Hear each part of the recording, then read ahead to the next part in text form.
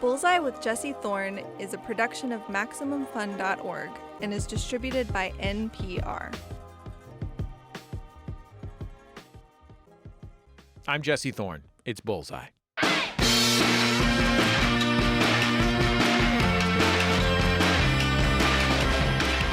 Lin-Manuel Miranda grew up in a working-class neighborhood north of Harlem. He went to a fancy school for gifted kids on the Upper East Side.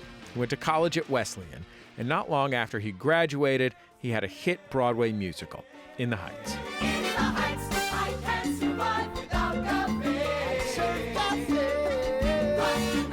He's also the creator and star of Hamilton, the award-winning, massively influential musical about the founding... Well, you know what? This is a little silly. I'm explaining the plot of Hamilton on NPR. You know what Hamilton is. These days, Lin-Manuel is in a spot where not many artists find themselves. He can do pretty much whatever he wants. He can take on almost any project. So what does that mean? Well, for one, he's got another show on Broadway. Freestyle Love Supreme is an improvised hip-hop performance where the performers get their prompts from the audience. I got to go see it the other day. It is the best of short-form improv comedy married to the best of freestyle rap. It's really a very fun show. He's also starring in the new HBO show His Dark Materials.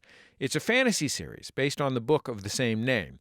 It centers around a young girl named Lyra, who's trying to find a kidnapped friend. Lyra grew up in Oxford, in England, but her journey takes her far from her home to a desolate and dangerous region known as the North. There she meets a guy named Lee Scoresby, played by Miranda. And in this clip, Lyra and Lee realize they're looking for the same thing, a bear. Has anyone seen a bear? What do you want with a bear? You're bleeding. Hazard of the job? And what job do you do? I'm in aeronautics. What part of being an aeronaut? Let me give you a tip, kid. Never upset a seagull. You're not serious. Not if I can help it. Will he want to see you, this bear? I hope so. You know where he is, don't you?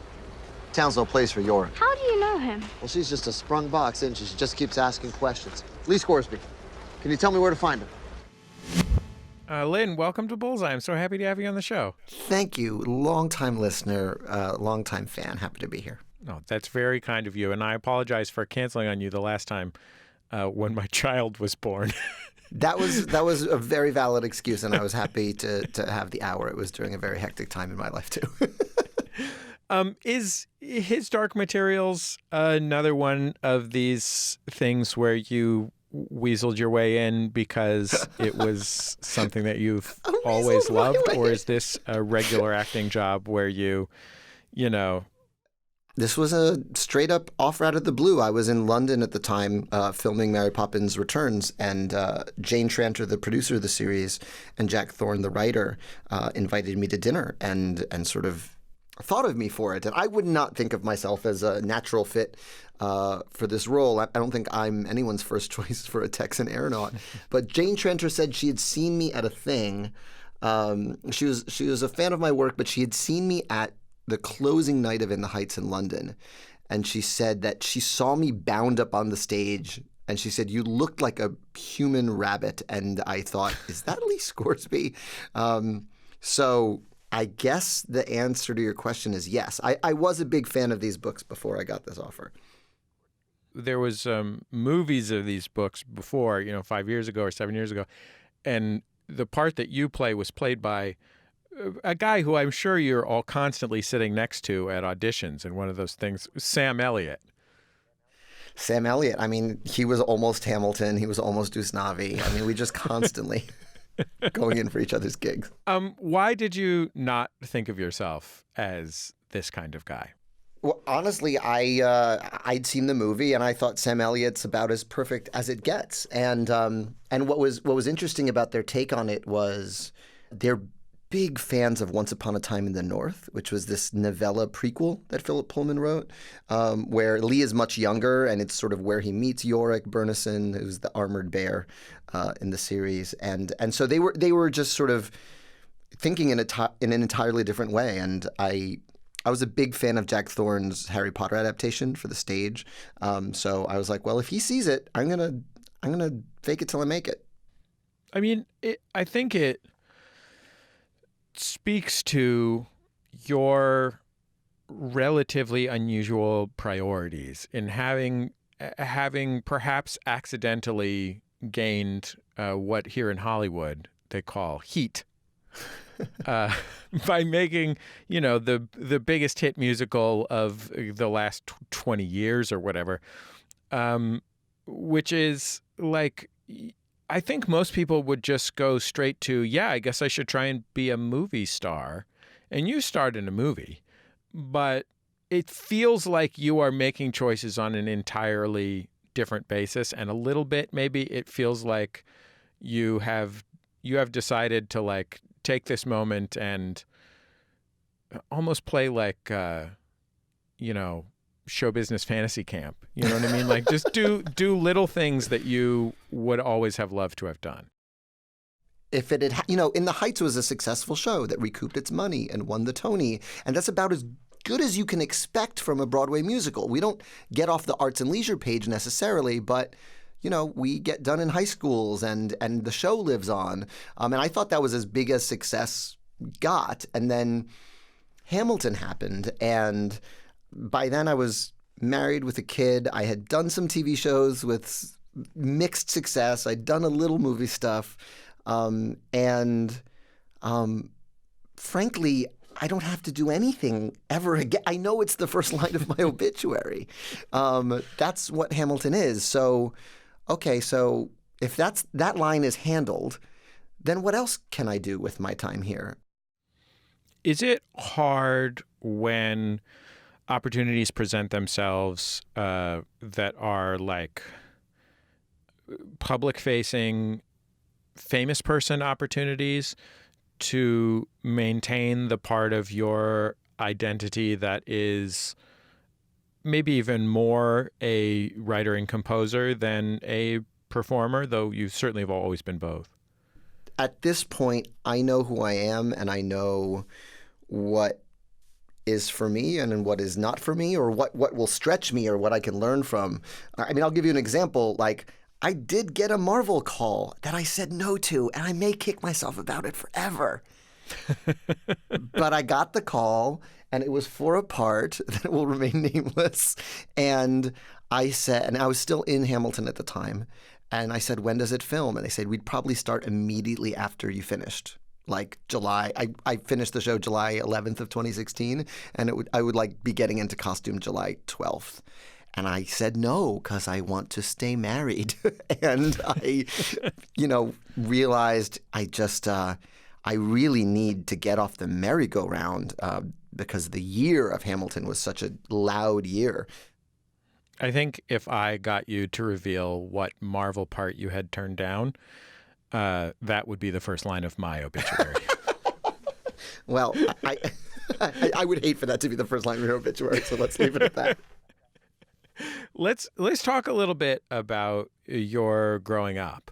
So you grew up in pretty far uptown New York, and you went to Hunter College Elementary and high school, which is like a fancy school for smart boys and girls. And you went there with with other fancy people. Yeah, we were eating paste like everyone else. We were subsequently fancy when we got out of school. At what point did you realize that your life at home and in the context of where you grew up was kind of a different lane from your life at school and your peers there? When I was 5, because the pronunciation of my name changes depending on where I am. So to be Lin at school, because I couldn't take Lin-Manuel or Lin-Manuel, I was like, Lin is fine. And then Lin-Manuel in my house, and speaking mostly Spanish at home and English at school. So my first musical, In the Heights, there's a character named Nina. It's her first time off to college, and she's so at sea with the cultural code switching that has to happen because she grew up and went to school in her neighborhood and is now in this elite school. That happened to me at a really young age. So I learned the 2 languages when I was in kindergarten. and I think I probably have mentioned this on Bullseye before, but I had a friend come visit me from my middle school. He came to my house in San Francisco, and he lived in the suburbs south of San Francisco. My mom gave us some money to go get ice cream, literally, and we were walking down San Jose Avenue in San Francisco, and he looked at me and he was like, he said something like, "Hey, is this okay? Like, I'm a little nervous or something." And I wasn't upset with him for being nervous in my neighborhood. Maybe I was a little bit. But what shocked me in that moment as a 12-year-old or 11-year-old or however old I was like, "No, dude, if we had gone left at the corner, not right, that's when you should be nervous." like there's It's that places block, to be not nervous. this block. Exactly. Like everyone knows this block is fine. Totally. And I had my version of that. It was like, don't go down Academy. What are you, crazy? Go up this street. Yeah, I had my version of that, but my school was so far that my kids really very rarely came to my house. Like, everyone lived on the Upper West Side or Upper East Side, or there were like outliers who lived all the way downtown. But yeah, I mean, it was just the play dates were one-sided. I was going to the kids who lived closer to school. Did you notice that at the time? Yeah, it's funny. Someone asked me, "What's the significance of 96,000?" Which is it's sort of the arbitrary number I picked for the lotto winning in The Heights, my first musical. And one, it just sings nicely, 96,000. But I think subconsciously the reason is 96th Street is just like such an invisible like barrier of like rich versus less so. $1,000, holla. 96,000. Yo, somebody won. 96,000. Yo, if I won the lotto. I remember getting a McDonald's meal on 86th Street for $3.49, and then you cross the street to 106th Street McDonald's and it's $2.99. Like, it's literally that's the jump between 10 blocks from our school. So like that's always been this line of like, will you cross it to come to my house where, you know, folks don't have as much money and it's not the richest zip code in America? I didn't know until I read it today that you directed a high school production when you were in high school of West Side Story. I mean, that's a little on the nose, Lin. A little bit. I like, so on the one hand, here's the thing about it, right? Like, on the one hand, West Side Story is as good as it gets. You know what I mean? Like, West Side Story, it rules. You know, it's spectacularly good. On the other hand, what a weird thing to make my largely white and Asian class play Puerto Ricans. Yeah, I mean, like, I feel like it might even be better if it feels to me like it could even be better if you were like getting them to record their own version of a Big Pun album or something like that. You know, like something Come that on, is. guys, it's hard to analyze which guys despise. Be advised, people. But like to be directly responsible for translating something that is directly of your experience as a Puerto Rican American in New York, right? But to be responsible for both for translating that experience to these, you know, white and Asian kids in your high school, and hopefully some Latino kids too. Two, I think. I think I had two female Latina sharks. And I would have had Dane Martinez, but he did basketball that year, and I may never forgive him. But the other piece of it, Lin, is that like you're responsible for that translation, but you're already translating, you know, a secondary text. You know what I mean? Like, this is something that's already translated through a bunch of white Broadway dudes in 1955 or whenever that musical was written. Fully.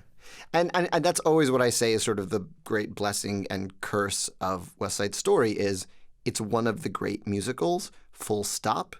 And for a large segment of the world, and I literally mean the globe, that's their first image of a Puerto Rican character is a Greek guy with brown makeup on in the movie. So it's a false representation, not an authentic one. But that becomes the default stereotype because of the success of the show.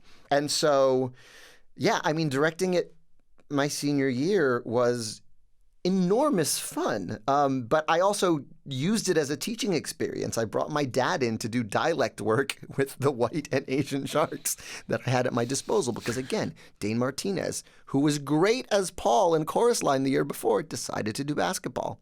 But yeah, I mean, that was I guess it is a little on the nose.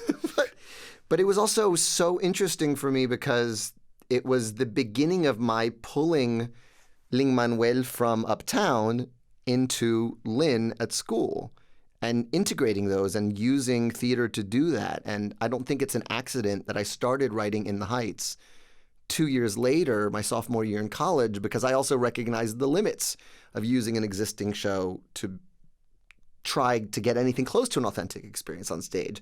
I realized I'll never dance well enough to play Bernardo, and that's about it in the canon if I really want to do this for a living. So no one's going to write your dream show.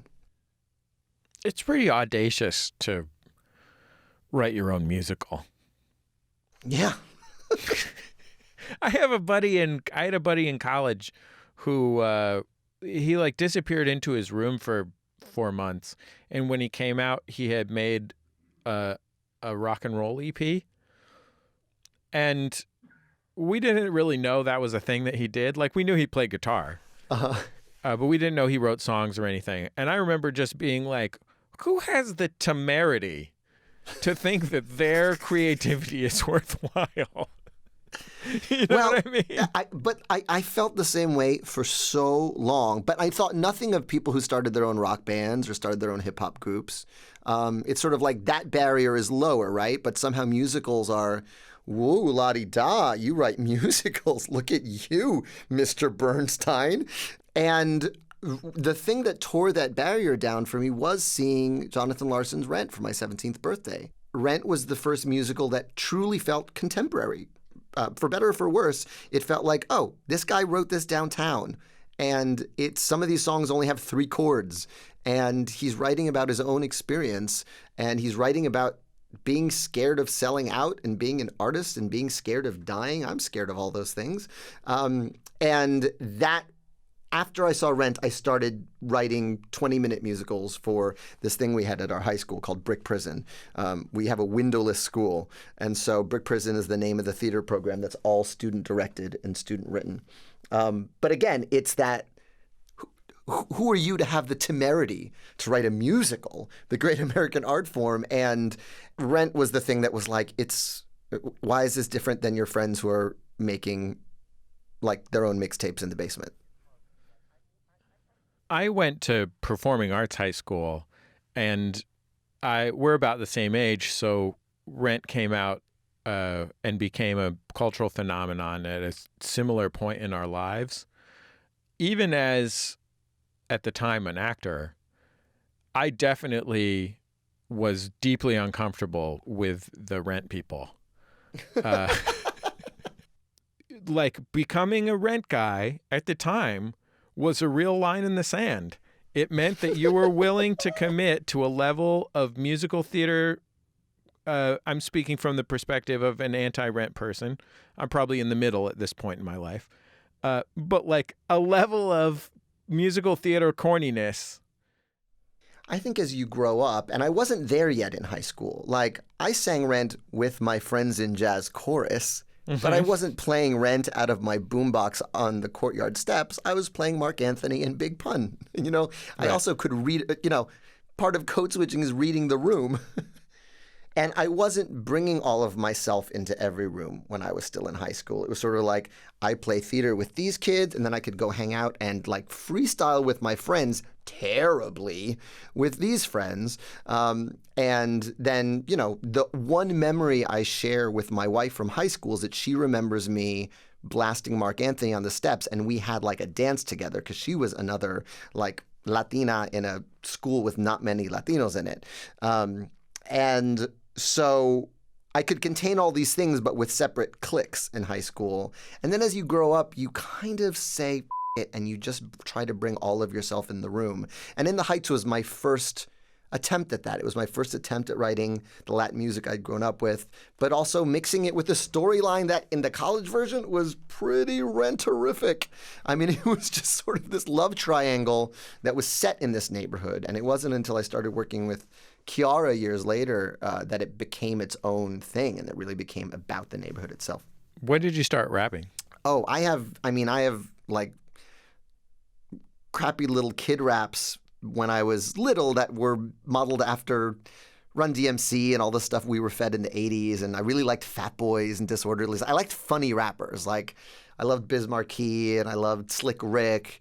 And then I started like earnestly writing not very good raps in high school. Like during it's funny, like I think of 91, 92. I listened to your interview with David, which was so fantastic. But the East Coast, West Coast divide means we really listen to different on the radio. Like, it was I did not know UGK existed until college.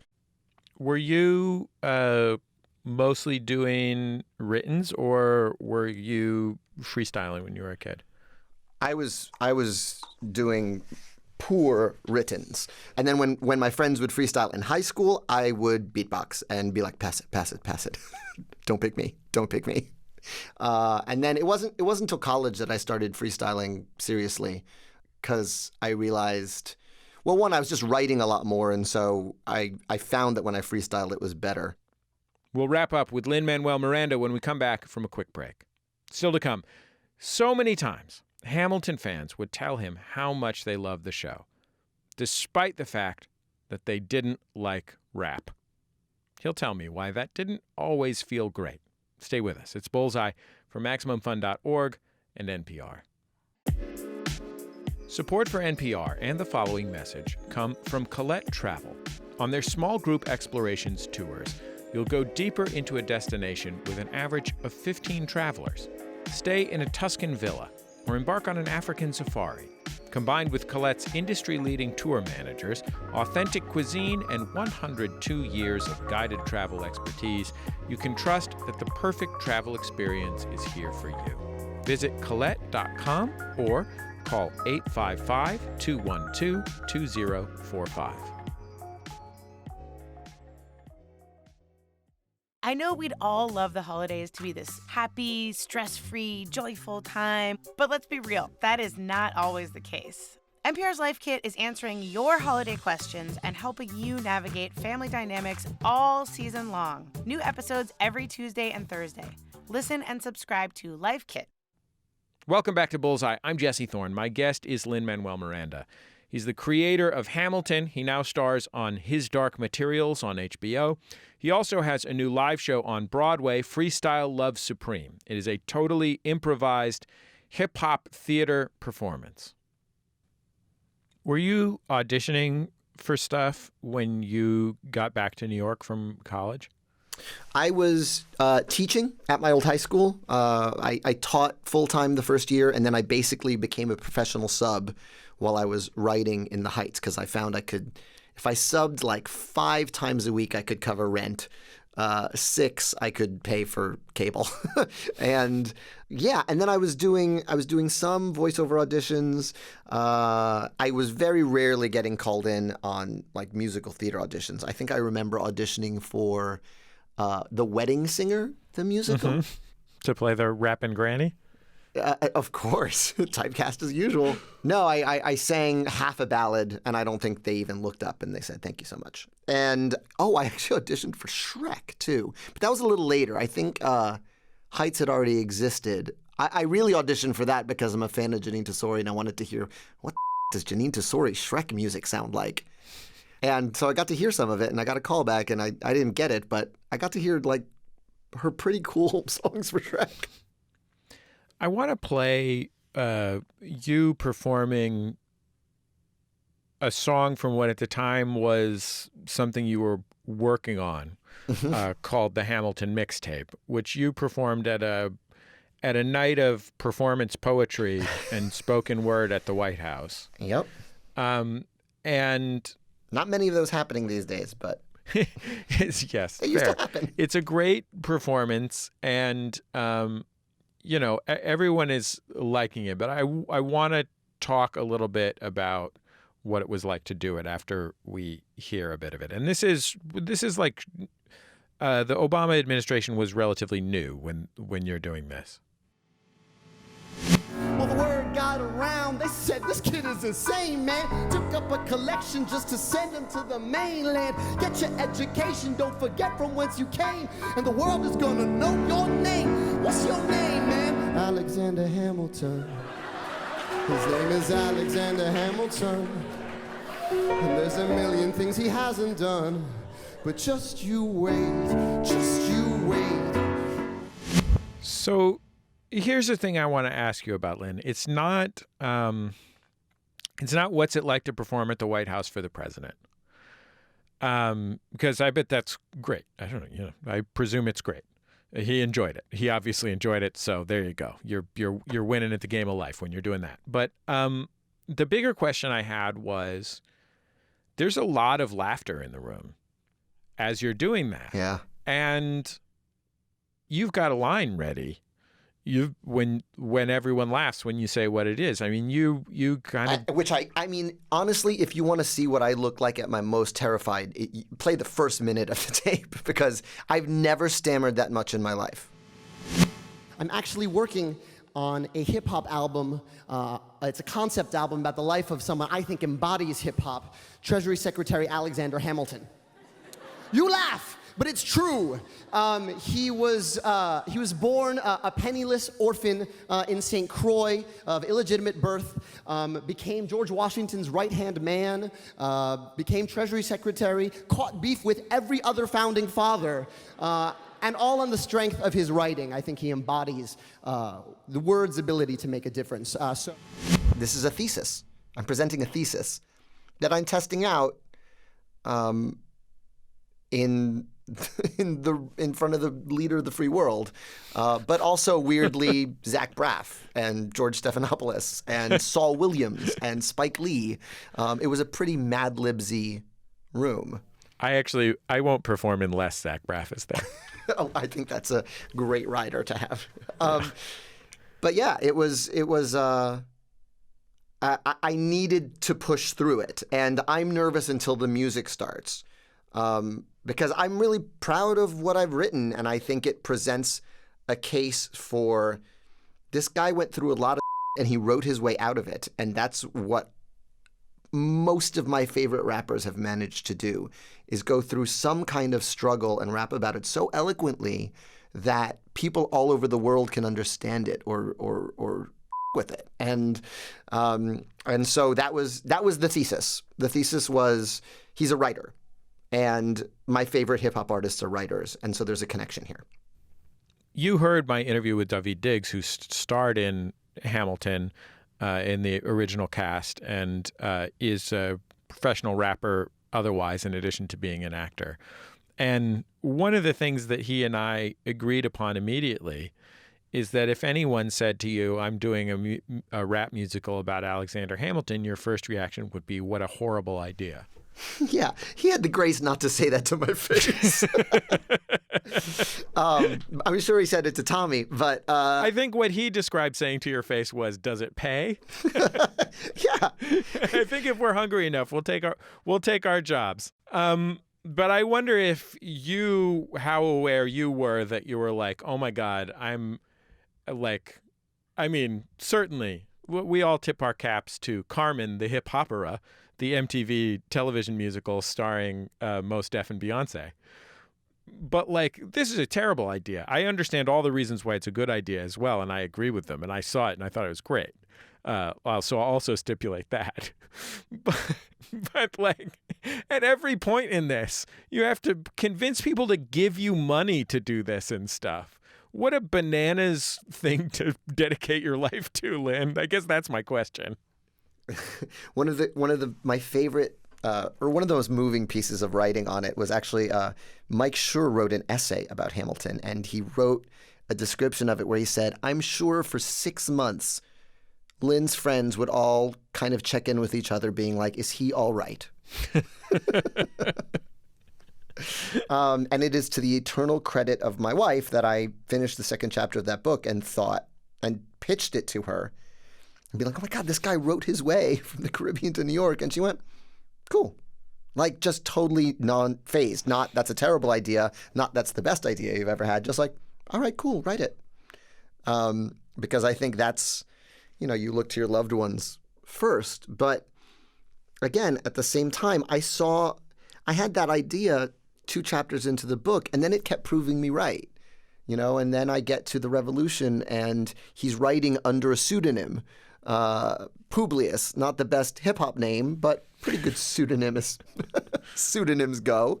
And he's writing revolutionary tracts. That thesis was strong enough to pull me through the worried looks of my friends. What was it like for you? This is another question that I also asked Daveed Diggs. What was it like for you to deal with the consequences of making a hip-hop thing in a social context where many of the people who are watching it and listening to it are not hip-hop people and may literally have no experience with hip-hop? Yeah, I mean, I think you actually put it more bluntly to Daveed, which is, what do you say to people who go, I don't like hip hop, but I love this? Yeah. And my answer I'm trying to be that nice was, to you, Lin. Yeah, no, but my answer to that, because I got that a fair amount, and my answer to that is, I'm so sorry you're missing so much of the show. And I would say that to them because this is a show with a lot of on-ramps. And again, it gets back to that bringing all of yourself into the room. There are as many musical theater references in this as there are hip-hop references. Didn't you ever... Let me restate this. Lin, you're famous for your generous spirit and warm spirit. And in the times that you and I have interacted in life, I have found that to be accurate. Why does this sound like an insult? But no, it's not leading to an insult. But didn't you ever just run out of patience with that mess? With just people's weird sideways talk about hip hop that was disguised as a compliment to your, the culmination of your life's work, the thing that's going to be on your tombstone? Yeah, but again, at the same time, we're inviting everyone into the room, and I think that throughout my career, I've run into purists and snobbery from purists from both sides of this is hip hop, this isn't hip hop, this is musical theater, this isn't musical theater, and I think the vast majority of us. The silent majority, if that weren't such a politically loaded word, the silent majority of us just like good that speaks to us, and in whatever form that comes in. And I just I really sort of, if there's any side mission I have in this career in terms of writing for theater, it's that popular music and theater music used to be the same thing. I wasn't alive during it. It's 70 years before us. But the Gershwins, you'd hear them on the radio, and then you'd hear their song in the Broadway show that night. Or you'd hear Rodgers and Hammerstein on the radio. And at certain point, those things split. But I think it's my side mission to be like, I want to play musical theater music you can listen to loud in the radio, loud in your car stereo. And so I just bring everything I love to what I'm writing. So you are a producer and sometime member of Freestyle Love Supreme, who have a show on Broadway right now. This is on the long list of things that you and your colleagues have pulled off that I read about once was happening in New York and thought, what a terrible idea. Thank you. This is theatrical performance group grounded in freestyle rapping. And since you're on my show, I'm going to make you rap. I hope that's okay. You didn't make Daveed rap, but... That's true. I didn't. I should have. Well, you know what? Can I tell? Yeah, go ahead. Can I tell you the truth? Yeah. I asked David if he would go off the dome, and he said no. You made the mistake of saying yes, Lin. David's incredibly good at it, but he's still really nervous about it before every show. But we're going to drop a beat that you will hear over the telephone. You and I are separated right now by 3,000 miles, so this will be like one of those rap records that somebody records while there's, this is like one of those Shine albums that he recorded while he was still in prison. Because you're rapping over the telephone. It will not sound like that to our audience because there's microphones on both ends. But all right, don't you link me up off beat, man. Yeah, no, we'll get you on beat. Kevin, my producer Kevin's a drummer. He gets it. So Kevin, you can rap about whatever you want. Do you want anything more than that? How about I just sort of sum up what we've talked about in the past hour? Gorgeous. Can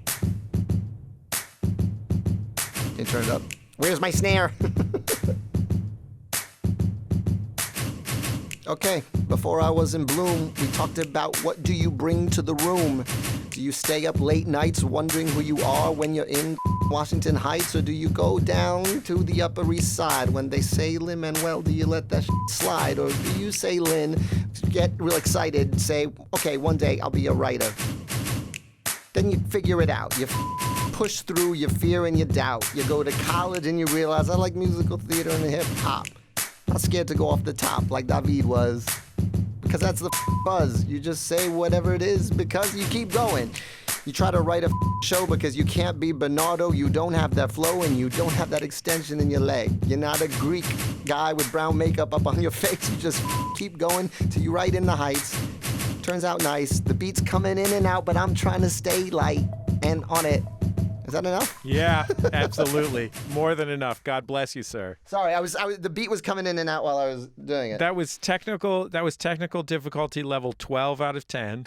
You know what that's like when my man from what's dude from Kimmy Schmidt called? Titus? Yeah, Titus. That's like when my man Titus was in Guys and Dolls on the Tony Awards on television and his mic went out. Yeah. Yeah, it was very tough to hear that. You killed it, Lin. God bless you for doing that, and I sure appreciate you taking the time to come be on Bullseye. I'm glad we made it happen, and thanks for all your kindness and support over the years. Awesome, thanks, man. Okay, talk to you later, Lin. Okay, bye. Bye. Lin-Manuel Miranda. His Dark Materials is on HBO right now. Go watch it. Freestyle Love Supreme is a blast. It's running on Broadway through January 12th at the Booth Theater, and I guarantee you will never get to see this on Broadway again unless Freestyle Love Supreme has a return engagement. So if you've always wanted to see a improvised theatrical performance based in freestyle rapping, this is your big shot, folks. Book tickets for the Booth. It's a really fun show. That's the end of another episode of Bullseye. Bullseye produced at MaximumFun.org world headquarters overlooking MacArthur Park in beautiful Los Angeles, California, where we had rain and hail this week. You know, they say it never rains in Southern California, but this week gave the lie to that claim. Also, there was a lot of really intense thunder that freaked out the seagulls. The show is produced by Speaking Into Microphones. Our producer is Kevin Ferguson. Jesus Ambrosio is our associate producer. We get help from Casey O'Brien here in our office. Our production fellows are Jordan Cowling and Melissa Duenas. Our interstitial music is by Dan Wally, also known as DJW. If you like the music on our show, he made a collection of it on Bandcamp that you can pay what you want for. Just search for DJW Bullseye on Bandcamp and you can grab it there. Our theme song is by the Go Team. Thanks to them and their label Memphis Industries for letting us use it. Go Team rule. You should buy their albums. And one last thing. There are so many interviews in the Bullseye and Sound of Young America archives. Alice Waters and I talked about Jonathan Gold, for example. Jonathan was kind enough to come over to my house in Mount Washington, Los Angeles, when I still recorded this show at home. And he was a true genius. He's gone now, but he was a true genius and a special dude and a wonderful interview subject. And we fought about burritos. And he told me that he hates eggs, but he still cooks them for his children. Anyway, you can find that at our website, MaximumFun.org. You can also find lots of past interviews on your podcast app. Just open up your podcast app. We're also on Facebook, Twitter, and YouTube. We post our interviews there as well. Just search for Bullseye with Jesse Thorn.